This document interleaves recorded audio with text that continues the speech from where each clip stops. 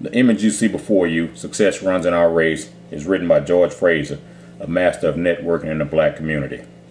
Today we'll talk about Philip Payton, whose father was a barber and mother was a hairdresser. He was born in 1876 in Westfield, Massachusetts.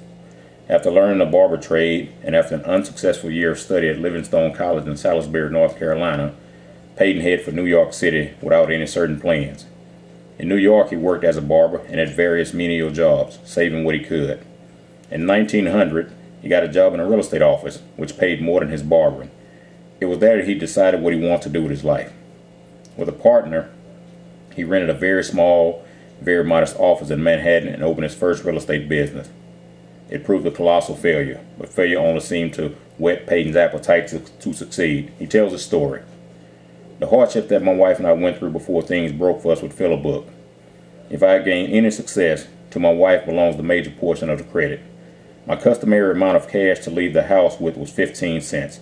5 cents to ride downtown, 5 cents for lunch, and 5 cents to ride back uptown at night. I just simply was not making any money. My wife was doing sewing, a day's work, or anything else she could do to help me get along. All of my friends discouraged me. All of them told me how I couldn't make it, but none of them how I could. They tried to convince me that there was no show for a colored man in such a business in New York. I managed to secure change of another house after a while, and we moved in there. Seemingly, this was the turning point in my business career. Things began to pick up. I began to get charge of more houses. One fine day I made a deal that netted me nearly $1,150. I could hardly believe it true. My wife refused to credit it until I showed her the check. From that time, things grew better. I bought the flat house in which I was living. I bought 2 more flats and kept them 5 months. Then I sold them at a profit of $5,000. I bought another, kept it a month, and made $2,750. Another, and I made $1,500. Another, and I made $2,600, and so on.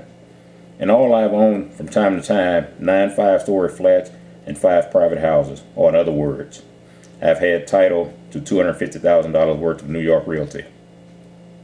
It was while in attendance at the meeting of the National Negro Business League in Richmond, Virginia in 1902 that I received the inspiration for the organization of the Afro-American Realty Company that has created such a stir in the New York business world and the country at large. The organization which created the stir, the Afro-American Realty Company, was formed in Harlem by Payton and several other black businessmen, initially to save a number of buildings on West 135th Street, from which dozens of black tenants were to be evicted. The white owners of the buildings planned to replace the tenants with whites. Payton and his partners first attempted to lease the particular building. When this failed, they bought 2 of them outright, which effectively put an end to the attempted evictions. Impressed by his sober and perceptive handling of the matter, the white realtors offered Payton a co-partnership for future undertakings, which he declined. The whole episode ended on a peaceful business note and was widely reported in the press as an example of the power and clout of money to achieve positive ends, even where race was an issue. It was cited as an unexpected and novel method of resisting race prejudice. The dealings were recounted not only locally, but received national coverage as well.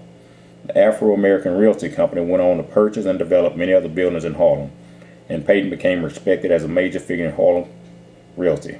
Earlier, Payton had joined the throng of those who were drawn to Booker T. Washington's missions for, as he says in his memoirs, it was at a meeting of the National Negro Business League that he conceived the idea for the Afro-American Realty Company.